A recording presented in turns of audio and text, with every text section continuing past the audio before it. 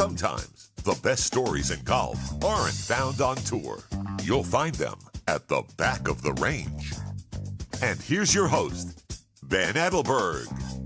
And thank you again for joining me here at the Back of the Range Golf Podcast. I am your host, Ben Adelberg, and this is episode 27. If you want to learn more about our podcast, where you can download episodes, head over to thebackoftherange.com. You can also find us on Facebook, Instagram, Twitter. You'll find that information in the show notes of this podcast.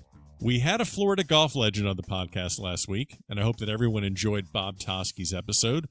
This week, we have another legend, but not from Florida. This week, we head to Iowa. Iowa? Yes, we head to Iowa. So your knowledge of prominent Iowa golfers may start and stop with Zach Johnson. We all know his story. He toiled on the mini tours for years after playing at Drake University, and as many of you already know, the Cedar Rapids native went on to win the Masters, the Open Championship, and he's competed on several Ryder Cup and President's Cup teams. But there's also another gentleman out of Iowa that has an equally impressive story to share, and that's why Gene Elliott is our guest this week at the Back of the Range. So I could give you his entire list of golf achievements, but I want to get to the interview as quickly as possible. So I'm just going to mention this one number for you all to keep in mind. 30. Now, I'm not going to ruin the surprise of the significance of that number, but while you're listening to Gene's episode, remember that number, 30. I guarantee that when you figure it out and you see what that number means, you're going to say to yourself just what I did. Holy shit, are you kidding me? Because that's what I did. So before we get to the episode, special thanks to Clint Brown and the entire team at the Iowa Golf Association. They're the ones responsible for putting me together with Gene. They do a fantastic job growing the game of golf in the state of Iowa. As you know, that's a big thing we try and do here with the podcast as well. You can learn more about the Iowa Golf Association at iowagolf.org. And as always, I'll put those links in the show notes of this podcast episode. So at this time, it's a thrill to welcome the #1 ranked senior amateur in the country, Gene Elliott, to the Back of the Range Golf Podcast. Gene, how you doing? I'm doing good, Ben. It's nice to be with you. Well, I appreciate you making the time. You've been just a gallivanting all over the country, playing a bunch of amateur golf. I know you've been through the state of Iowa, where you currently live. But tell me about the last few weeks, where you've been playing. Well, the last few weeks have been busy. Actually, the last 14 months have been busy. But we had the Concession Cup down at the Concession Golf Club in Sarasota, Florida. 16 of the best mid-ams, senior ams, and 2 super seniors from the U.S. versus the same for Great Britain and Ireland. And it's a concept thought by Alan Fidel and Vinnie Giles.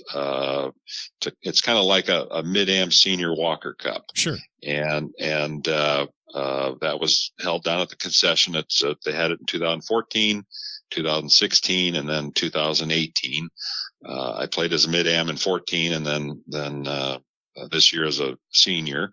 And hopefully it goes overseas in 2 years. But Jack Nicklaus and Tony Jacklin are very supportive of it, and they attend and they have a big dinner and gala on Tuesday night that week. And they raised $300,000 for charity, and it's just a great event. And it's just like the Ryder Cup with 4-ball matches, foursome matches, and then singles matches. And our team was very strong. We played very well, and we whipped them pretty good. But it was very competitive. So I'm really glad that you brought that up. How much that we whipped them by, because yeah, it was pretty brutal. And yeah, I had some of my buddies from the Florida State Golf Association were there, and yeah, they said that we had Parziale, we had the reigning U.S. Mid-Am champ, and gosh, the names of who was there, and just, I mean, every strong U.S. Mid-Am and U.S. senior player, it just seemed like we just had a murderer's row of players up there. Well, and Vinnie Giles, the opening deal, he told them that to begin with. He said, not apologizing for this team. This is about the best we could put together," he said. And he says, we're pretty tough. So he let them know right away that it was going to be a challenge for him, and as only Vinny could do. So, yeah, it was a great week, really a good week on both sides. And everybody we played with was a fine player and a gentleman. And it was a lot of fun. Well, I'm thrilled that you're able to join us as a member of that victorious U.S. team.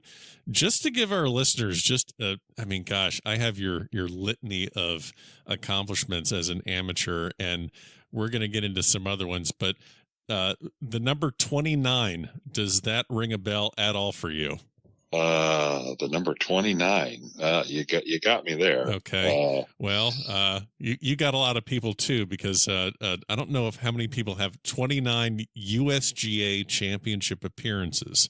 You've played in the U.S. Junior, U.S. Am, U.S. Mid-Am, U.S. Men's State Team, U.S. Four-Ball, U.S. Senior, and the U.S. Senior Amateur and the U.S. Senior Open.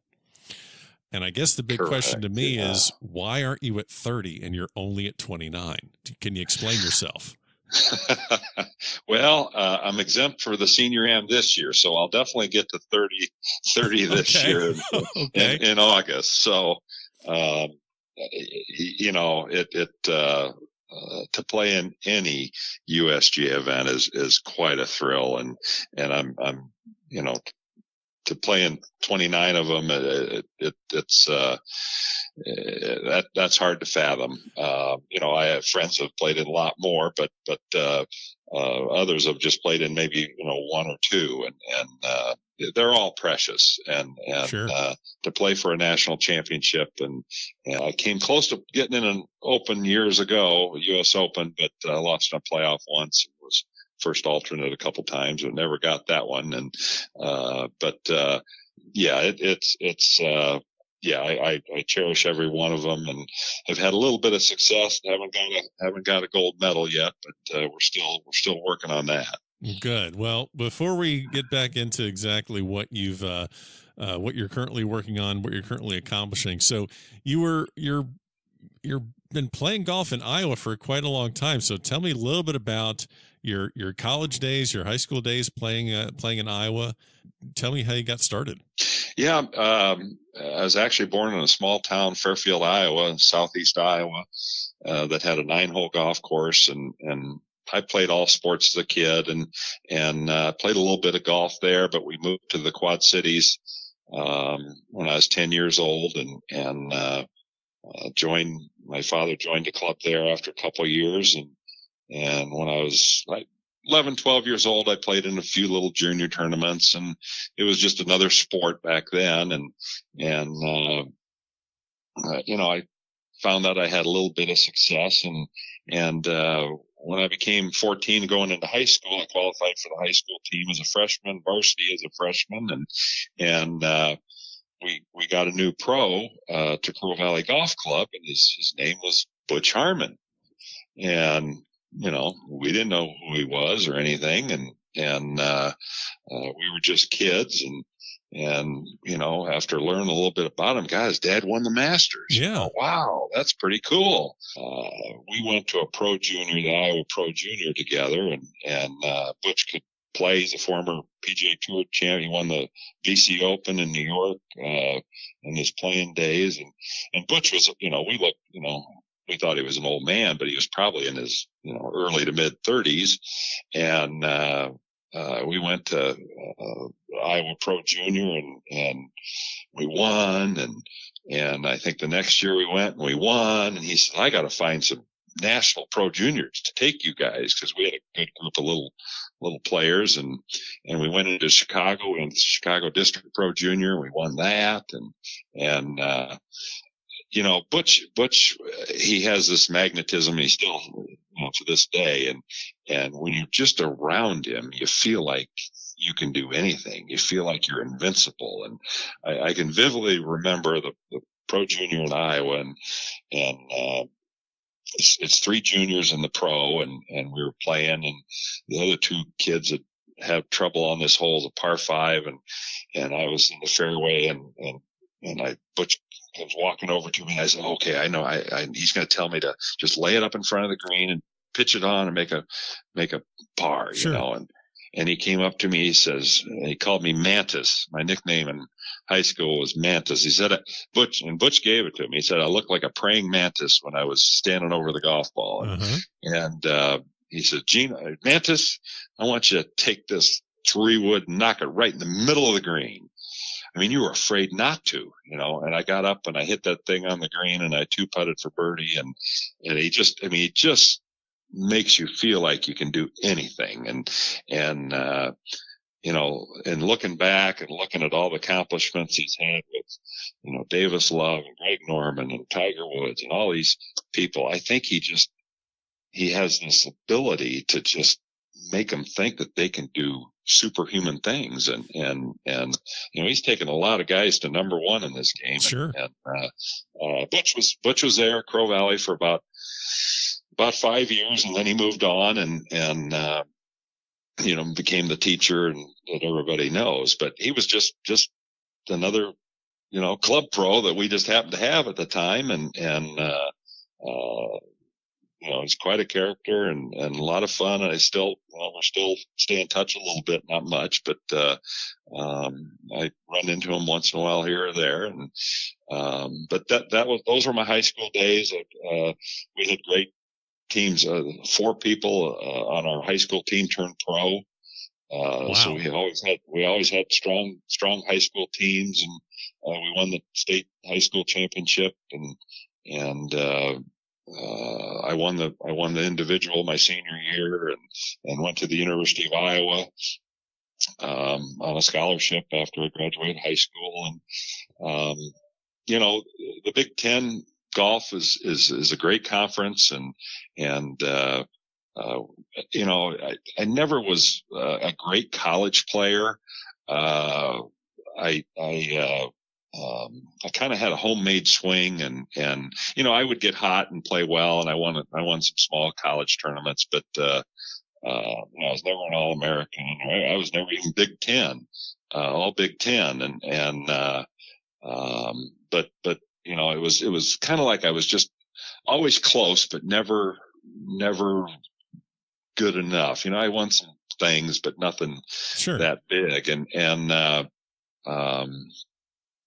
So, although I did between high school and college, I won the Western Junior, which was a big national tournament back then. It was, they didn't have the AJGA and all these things, so the Western Junior was a big event, and when I won that, all of a sudden, boy, I'm getting letters from all these hot golf schools, and I'd already committed to Iowa, and I already had my dorm picked out, all these things. So I never really looked at going anywhere else. But Iowa was great. And, I'm an Iowa boy and born and raised, and it was a good experience. But I never really got any better in college. And when I got out of college, my parents had a condo down in Florida at Greenleaf, and there was a teacher down there that had a little tiny studio and was thinking about maybe turning pro. I probably, in hindsight, I was crazy, but I thought, hey, maybe I can make a living at this, and the only reason I went down there was because my parents had a condo, and the teacher's name was David Ledbetter. Well, so you go from Harmon to Ledbetter. I mean, where the hell? I mean, where the hell is where's Hank Haney, and where all these other guys hiding? So and I definitely want to hear about your working with Ledbetter, but before we get to that, I just wanted to touch on one question. You mentioned that you didn't light it up in college. You were a decent college player, but didn't set the world on fire. We have a lot of listeners that are either playing collegiately right now or getting ready to do that, or, a lot of people around college golf. We've interviewed some college coaches. Can you touch on why you think it was that you just weren't really lighting the world on fire? Was it just trying to balance the coursework? Was it just was there any specific reason looking back that you felt that maybe was it the competition? What do you think it was? I just wasn't consistent enough. Okay. I just my golf swing wasn't good enough to play good day in and day out. And sometimes putting can take you through a round and putting can win you a golf tournament. It doesn't matter how you hit it. I would have days when, I would hit it well and stuff, but I had a very handsy swing. Okay. It just wasn't consistent enough I remember playing in a tournament in Florida with Chris Perry. He was at Ohio State and we were both playing number one for our team when we were paired with Ohio State. We went out and we both shot 71. And my 71 was absolutely as lowest score I could have shot. His 71 should have been about 7 shots better. Okay. And it was night and day difference. Shot the same score, but he didn't make a thing and I made everything and had the same score. But just consistency basically to answer your question. That's what I was lacking. Okay. And it sounds like obviously if you made a run at, and obviously, if you make a run at turning professional and, obviously Ledbetter must have had something to do with that, to go from a handsy, inconsistent swing to working with David Ledbetter and then obtaining your tour card on the European Tour in 1989. So what changed when you started working with Ledbetter? Well, I mean, he hit the nail right on the head. I went down there. I said, I'm going to be here a week. I'd like to work with you. And he said, great. And, he watched me, film me swinging, and we went and looked at the film, and, he said, Gene, I bet you 3 or 4 weeks in the summertime, you're unbeatable. And then the rest of the year, you're searching. And I said, that's exactly me. He says, well, you can't do that in pro golf. If you want to play pro golf, you have to be consistent all the time. And I said, okay. And I mean, he just started from the grip on posture, stance, everything, and kind of built it from the ground up, basically. Wow. And got me more, a little bit shorter, more compact, sort of what he did with Faldo when he was, kind of redoing Faldo's swing. He said, Ben Hogan wasn't the greatest putter in the world, but he hit it inside 5 feet 3 or 4 times around. Sure. And we looked at a lot of pictures of Hogan and Sam Snead and a lot of different players and where they were in their golf swing versus where I was. And he just kind of shortened it up and got me so much more consistent. And I mean, within a matter of a month or so, I was playing mini tour things, and here's these first team college All-Americans I'm playing with and stuff that we're all playing professionally. And I'm like, I'm playing right with these guys, and, I saw improvement, right away. It was a game changer for me, and I got a lot better quickly and just kept working at what he told me. Well, and that's incredible that, I mean, I'm just thinking about it. It's one thing for, the average 15 handicapper to go to the David Ledbetter Academy and say, I got nothing. Just build me another golf swing, because this is not going to take me anywhere. You're a solid college player, and to hand it over to him and, as you say, build it up from the ground up. What was it about him that really connected with you and his teachings that said, yeah, this is going to work for me?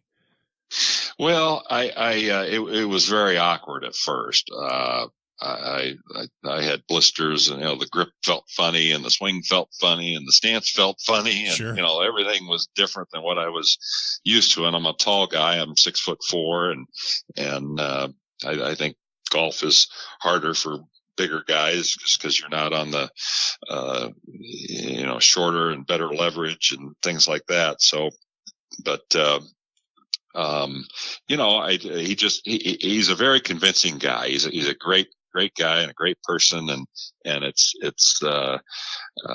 he didn't have the reputation he does now. But you could tell he knew what he was doing. Sure. And, people were, coming in and, you'd be down there and then, Tom Watson walked in and one day and just, kind of spent, 30, 40 minutes with him. And then, that'll get your attention. Nick Price and Nick Price and Faldo were there a lot. And it just, I think everybody was coming by to see who is this new guy that he's kind of, and then Faldo started having success and boy, Ledbetter stock just started rising and rising. But, somebody asked me not too long ago, they said, well, you spent a week with him. What did that cost? And he would put me he would work with me for an hour individually in the morning. And then I'd practice the rest of the morning, have lunch. And then in the afternoon, he'd put me in a group session with like 4 or 5 other people. And I did that for 6 days straight. And I don't think it was $1,000. I think it was like $900 and some for spending like a whole week with David Ledbetter. That's peanuts. You're stealing. You stole it. Yeah. Yeah. Right. So, somebody asked me that the other day, but, anyhow, I've run into him, actually at the concession cup. We talked for probably an hour, this year and I saw him back in 2014 and we had a rain delay and I talked to him for 3 or 4 hours that day, but, he's just a really neat guy and he's had so much success with so many people from, Lydia Ko and Michelle Weed. And I can't even think of all who he's worked with, Charles Howell. And, been fun knowing him I've gone, other people I'll say, I work with Ledbetter. That's kind of, your swing doesn't look anything like a Ledbetter swing. I said, well, that's because I can't do it very well.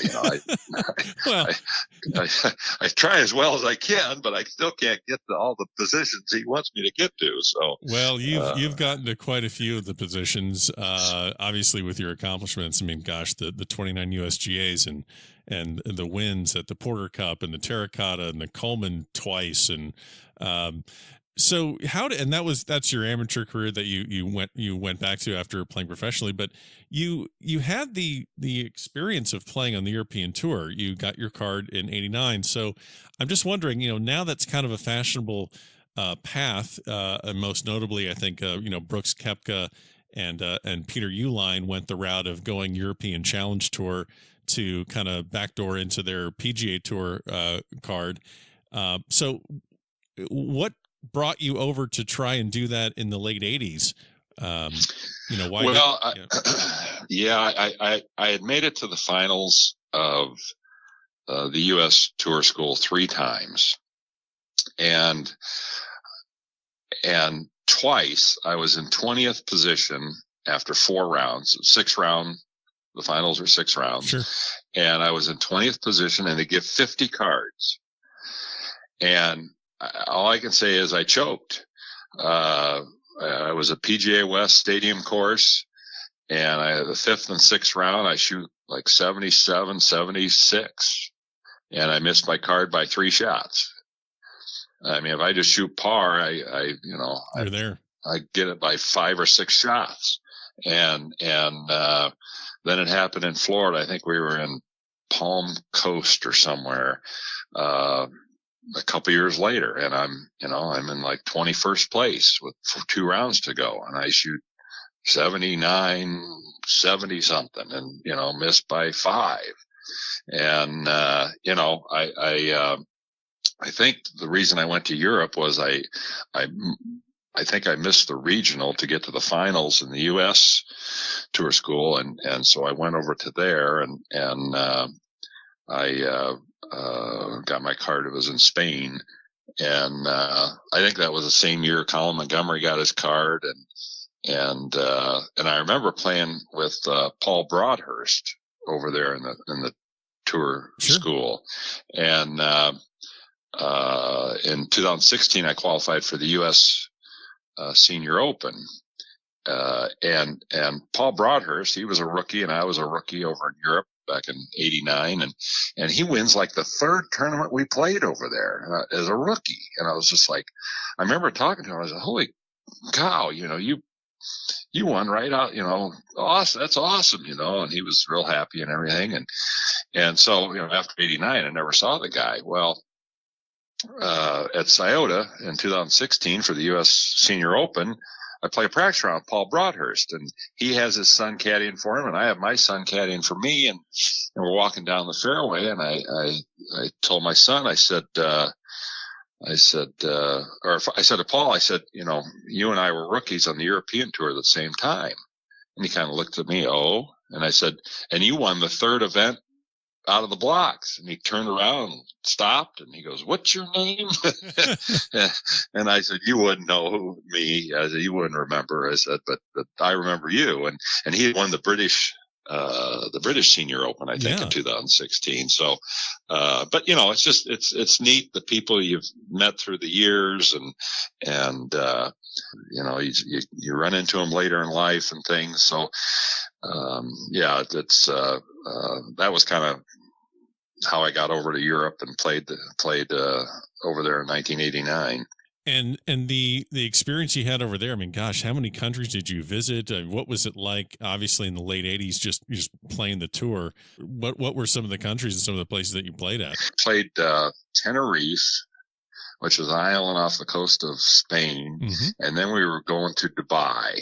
And, the Middle East, I was kind of scared to death. The U.S. had just shot down a Korean airliner or something by accident. And so the Middle East was hot with political and military stuff going on. And I was scared to go. And the guy that helped us with our travel arrangements over there, he said, Dubai is like Florida. He said, it's just, don't worry about it. Just go. Really? Okay. He said, it's like Florida for the Europeans. I'm like, well, okay. I was just going to take a week off. And he said, oh no, you'll love it. It's awesome. And so we flew Emirates Air from London to Dubai, and back then, Emirates Air, they had a map of Europe on there, and it showed the plane going, across Europe. And we get to the Persian Gulf, which that was the hotbed with military action and everything going on. We're flying right through the middle of the Persian Gulf. And I'm like, oh my God, we're going to get shot down or something. But we landed in Dubai, and, it's an Arab country, and there's guys in robes and machine guns in the airport in 1989, and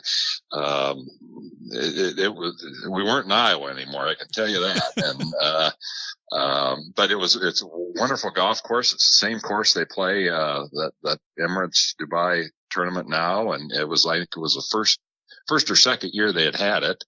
And I remember making the cut there, and it was but now it was way out in the country from the city of Dubai, and now I think it's skyscrapers all the way to where the golf course is. Of course, I haven't been back since '89, but no, it was a real interesting place to play, and we played in Brussels and southern France. I remember playing with David Faraday.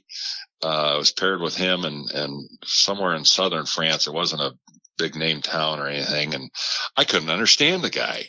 I don't know. Not many people can still understand the guy, but he had that Irish. He's a lot better on TV now than just his casual conversation. But I could hardly understand him, and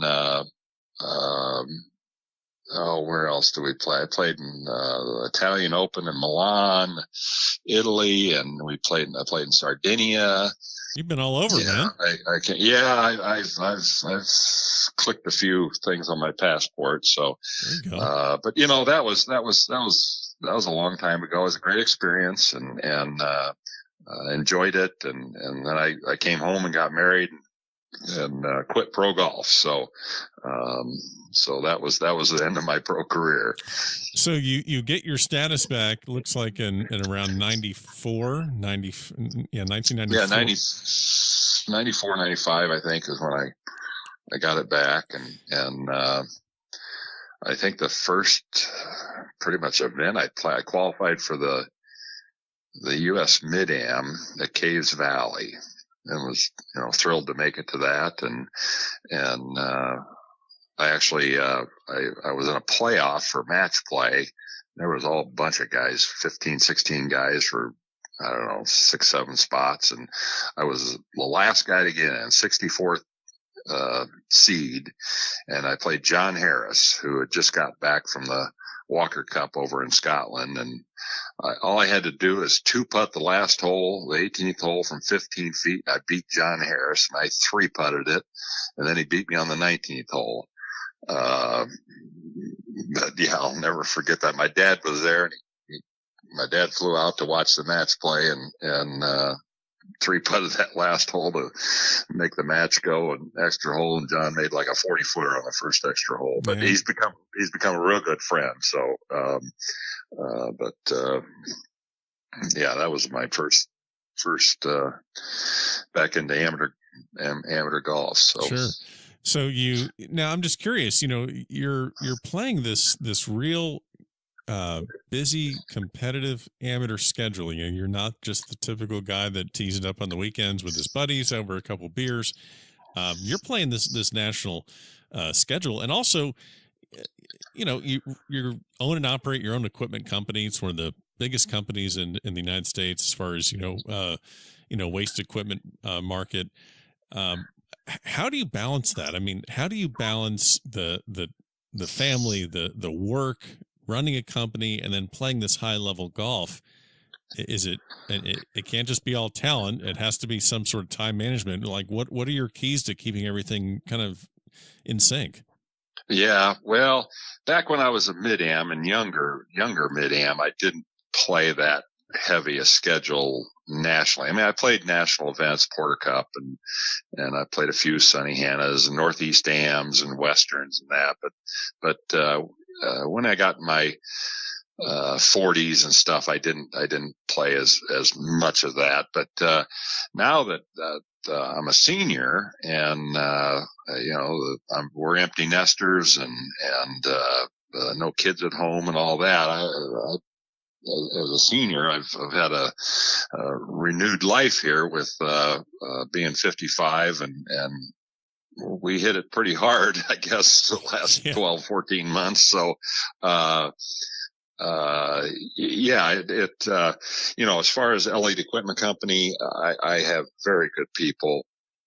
We've got people that have been with us for 25 years and 20 years, and we don't have a lot of turnover, and I think we treat employees well, and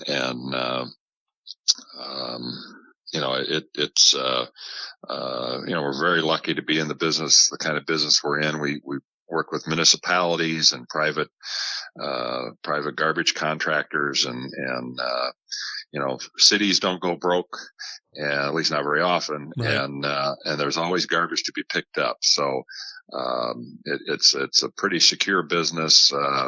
We don't go up and down with the economy or like construction and things like that. We just stay pretty steady. So, it's competitive. I mean, it's not, a walk in the park, but, with the internet and cell phones and everything, I can, I can keep in touch, and just, we have very good people, and very, very lucky to be doing what I'm doing. Sure. Well, and then the other thing, it's great for you to find time to practice and stay in shape and play with friends, and just the amount of people that as far as you can get a game with. But you mentioned Iowa, and you have had tremendous success playing in Iowa Golf Association events. Just to, recap just briefly, you have, 20 wins, including 3 Iowa amateurs, 4 Iowa mid-ams, couple Iowa opens, multiple-time player of the year. Can you speak to how important it is to have a solid and vital state golf association to support your competitive schedule? Well, it's huge. Iowa is, we're a small state with about 3 million people, but it's a very competitive golf environment here. And the Iowa Golf Association has done wonderful in running tournaments and running the association. And we're a little bit unique in the fact that we not only have IGA, Iowa Golf Association events, but we also have kind of an Iowa tour where regionally cities and country clubs have tournaments on the weekends, and whether it's the Fort Dodge Amateur and Fort Dodge, Iowa, the Iowa Masters, the Carroll Amateur, Northwest Amateur, some of these tournaments, and the whole area gets around them, and they have these weekend Friday, Saturday, Sunday tournaments, and they count towards the Iowa Player of the Year points. Now they're not as many points as the IGA events, but yet their points count towards the Player of the Year. So sure. They get a lot of participation, and they're very competitive, and the best players in the state, don't play in every one of them, but they play in some of them, and it's just a real competitive environment. And the National Golf Foundation a few years ago did a study of golf and participation, and per capita, Iowa has more golfers playing golf than any other state in the country. And it's just kind of unique. Iowa has, I don't know the number, but several hundred 9-hole golf courses. Every little town in Iowa, I swear, whether they got 300 people or 3,000 people, they have at least one 9-hole golf course. And I've traveled the little towns all over Iowa in our business, and they are everywhere. And they get farmers and plumbers and whatever to come out and tee it up, and it just, Iowa's a very golf oriented state. Well, and that's a great, segue into just like, how do we grow the game? How do we make it more accessible to people? And it sounds like that's the answer right there. Instead of big, massive country clubs and massive golf resorts and $250 rounds of golf, maybe we just need 9-hole courses that are community based and keeps and grows the game with the youth. Yeah, I think you hit it right there. Golf takes a long time. It's expensive. It's hard. It's a tough game to learn and to go out and have fun and drink a couple beers and play 9 holes. You can get it over with in 2 hours and go on with whatever you're going to do. So, I think there's definitely a market for that, and you can play 9 holes quick after work and have your kids come along and whack a few, and it's a great family sport, but kind of the country club golfers even changed a little bit. I've noticed it at our club in Des Moines here. They like to have a cigar and a cocktail, and their shirts aren't always tucked in, and they kind of, but they're the new millennials, 25 to 35 years old, and they support the club, and they spend money, and they're active, and we were just having this conversation in our Iowa Cup matches. It's kind of the golf isn't the same when I grew up, and the country clubs aren't the same. They have to cater to the 25 to 35 year olds that enjoy doing that. Sure. And that's great, because they're spending money and they're supporting the club. Yeah. So it's a little different, and I think the USGA is noticing that, and this isn't about everybody getting great and turning pro. It's just to enjoy the game of golf. Sure. When you grow up and later in life. Well, and you mentioned the USGA. You were a part of the mid-amateur committee for 7 years, back in 99 to 2006.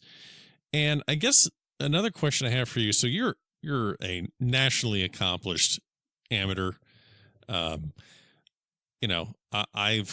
I've played in one USGA event. You've played in 29. So I guess, between us both, we've played in 30 now. So, but, I don't want any PCA in a competitive situation. There's guys at your club or guys in clubs all around the country that will shoot their 76 or 78. And, they're not going to be able to compete with guys at your level. How do we get people that are shooting in those high 70s, low 80s to get them out and competing in state golf events, invitationals, things like that? How do we get those players to compete more? Yeah, that's a good question. Nobody cares what you shoot but you. And I think a lot of people are afraid to, post a score or, what if I play bad? I'll be embarrassed. But nobody cares about it but you. I'm worried about my score. I'm not worried about your score. So, right. I don't mind if a guy I play with shoots 80 something. It doesn't matter. Just go out and play. It's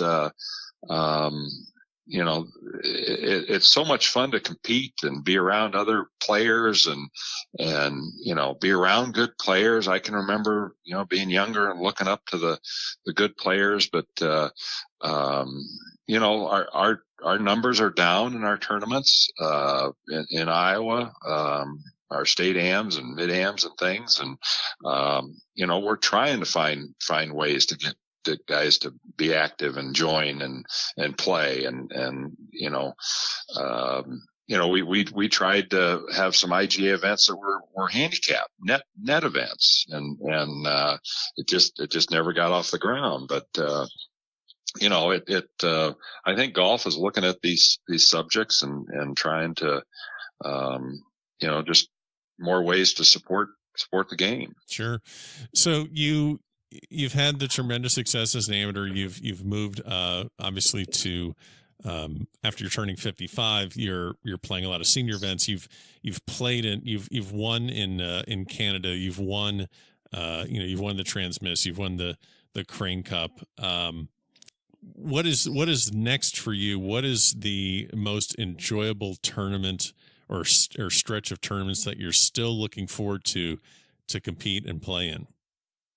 Well, we're very lucky to there's so many great national tournaments at great, venues, the Crump Cup at Pine Valley, the Coleman at Seminole, the George Thomas at Elliott Country Club. It's just wonderful to play in some of these events at these great golf courses. I finished second in the British Senior last year over at Sunningdale, and Sunningdale was just wonderful, just a wonderful place to have an event. I look forward to all these tournaments and the U.S. Seniors at Eugene Country Club, in August and looking forward to that. And, I'm going to go back over to, the British. It's in Wales at Porthcawl, the British Senior. And, it's just very lucky just to, show up at these places and to play them. I guess my goals are, I'd love to, win a USGA event and the British Senior Amateur is a big event. And, I'm just trying to get better and turning 55, it's kind of, there are so many senior golf tournaments all over the country. You could play 50 tournaments a year if you wanted to, but, I try and play in the best ones against the best competition. Sure. So, well, speaking about the best competition, I can't let you go without you giving me a story about your, one of your four-ball partner, a fellow Iowan that is always up there on the leaderboard with you. Give me a good Mike McCoy story. A good Mike McCoy story. He had been dating a gal and he was supposed to go somewhere with this gal and they broke up. and it's like 8:30 at night, and we're sitting in our great room, and Mike looks at me and he says, the Lupton Cup starts tomorrow down in Chattanooga at the honors course. And I said, yeah. And he says, I don't have to go to this thing anymore. He says, I wonder if I can get there. So he calls the honors. He calls, I can't think of his name right this second, but, tournament director. Tournament director, and says, hey, can I get in tomorrow? And, the guy says, oh, geez, let me check. And so hey, we can put you at the last group at 2:00. He says, I'll be there. Mike says, I'll be there. Now we're in Des Moines, Iowa, 8:30 at night, on Thursday night. Tournament starts Friday. And, so I get online. I said, Mikey, there's a 6:00 flight to Atlanta. You land in Atlanta at 9:00. You drive up to Chattanooga a couple hours, you be there by, 1:00 and tee it at 2:00. And if he didn't do that and go win the darn tournament. Oh God. Yeah. This is a national amateur invitational. First of all, to clarify for people listening, the Lupton isn't just like your local Kiwanis Club 9-hole league. It's not like you just show up. It's a national event. So he just oh God, really? Yeah, literally. We were just sitting there in our living room, and I got online. I said, yeah, there's a flight tomorrow morning, and get down there, you get to Atlanta at 9, you drive up there, you be up there for lunch, have a sandwich, go tee it, and he played well and won the Lupton. So that's Mikey for you. Wow.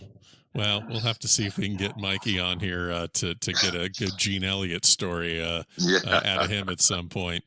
So what was your biggest surprise or shock when you started playing senior events? I've talked to a lot of guys here in South Florida that are kind of in that, 45 to 48 range, 49, where, they're having a little bit of a tough time competing against the mid-ams in their, mid-20s, early 30s, and they're kind of looking at the calendar and seeing that the 50th birthday or the 55th birthday for that matter is coming up soon. Did you have any kind of preconceived notions on how you were going to do in senior golf? And did you have any sort of a rude awakening when you got there? Well, you're right. When you're in your 40s and early 50s, you're competing against these 25 to 30-year-old kids, I call them. Yeah.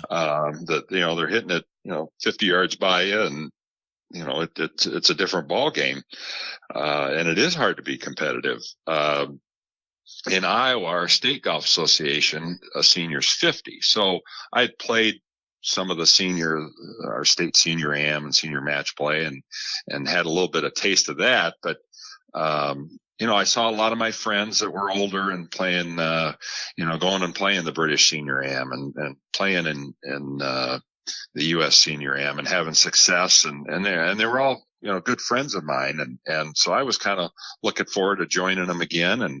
And so when I I'll back up. I thought about this a little bit, not that I took it super serious, but I've always been saying I need to get stronger and better shape and all those kinds of things. And I thought, I'm going to be turning 55 in a year or so. And I need a personal trainer to just get a little stronger. And, all the guys on tour, physical fitness and I've always been an active guy and that kind of thing. But sure. So I sent a blind email to the Y, the Des Moines Y. And I said, hey, I'd like to work with a personal trainer. I'd like to get a little stronger for golf. And, a day or so later, I get an email back from this guy. He says, oh, tell me what kind of golfer you are. And I thought, well, what do I say? And I said, I'm going to tell him flat out, I was just player of the year in Iowa. I've been the Iowa Golf Hall of Fame. So I let him have it. Sure. And he kind of emails back, whoa. He says, he goes, I'll train you.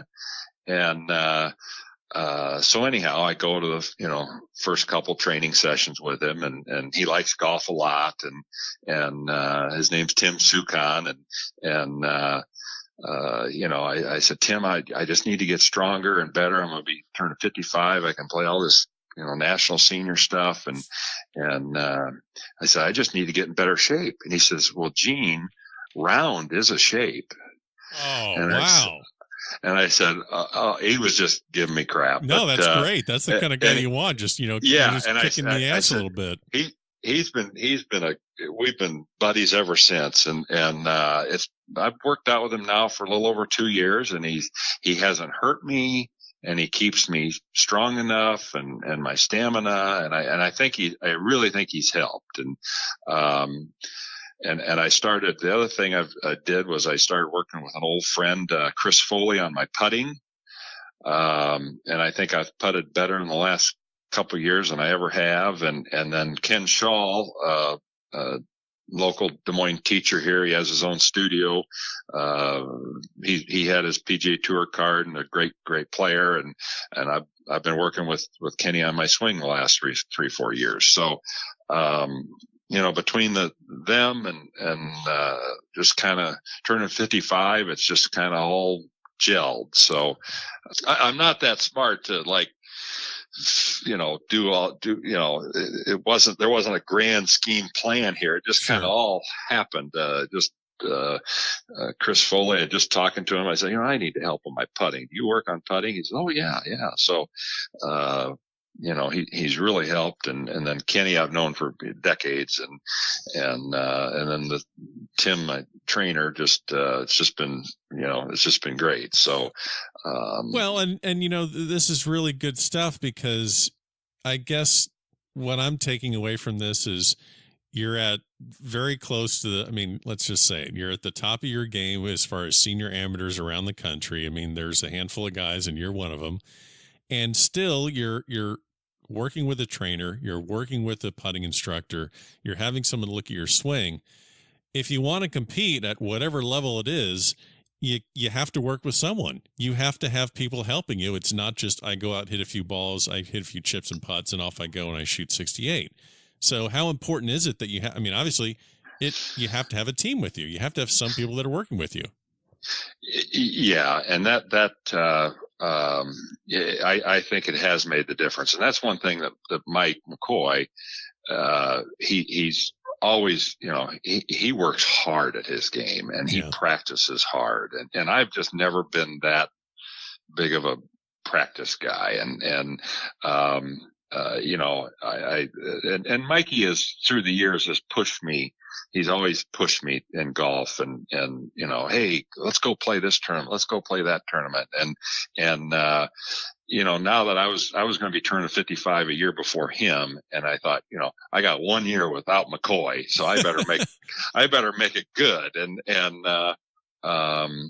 So I did start to work on my game a little bit, and I didn't want to come out as a senior and just suck. I wanted to be good. That's the best. That's just the best tagline of the episode right there. How'd you approach that? I didn't want to suck. Yeah. Well, I wanted to be good. Chip Lutz is a great friend, and he's won 3 British seniors and a U.S. senior and all kinds of other stuff. And I wanted to see how well I could do. Yeah. I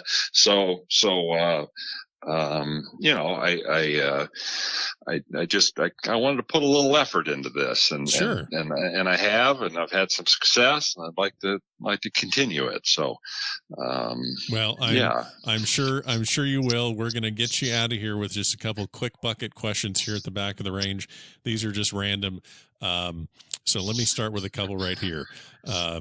Should there be a U.S. mid-senior event, a USGA mid-senior event for people that are 40 years and up? Sure. I think it's a great idea. Brings more people to the game. Okay. Jack Nicklaus won the Masters in 1986. Take that victory, compare it to a potential 5th green jacket of Tiger Woods. Which would be the more substantial victory? Well, I think with although the 86 Masters we'll never forget watching that. Tiger. I think if Tiger did this after his surgeries and everything, it'd be historic. Okay. Let's see. You can give a major championship to anyone in history, alive or dead, male or female. They could have no majors. They could have 18 majors. Can't give it to yourself. Can't give it to McCoy. So I have to put all these prerequisites here, all these disclaimers, because I've had people want to give them to their parents and themselves and their buddies. But who would you give a major to? I think I'd give the Masters to Rory, so he completes the Grand Slam. Okay. That's okay. So you give it to Rory instead of giving the Open to Phil. Yeah. Okay. Yeah, I'd give it to Rory. Okay. We won't go there. Okay. Well, Gene, I really, really do appreciate the time. Just a lot of great stories and just fantastic achievements on your part through your amateur career. Looking forward to a great summer for you nationally as well as playing in Iowa. Really appreciate the time, and thanks for coming on. You bet. It's been my pleasure, Ben. Enjoyed it.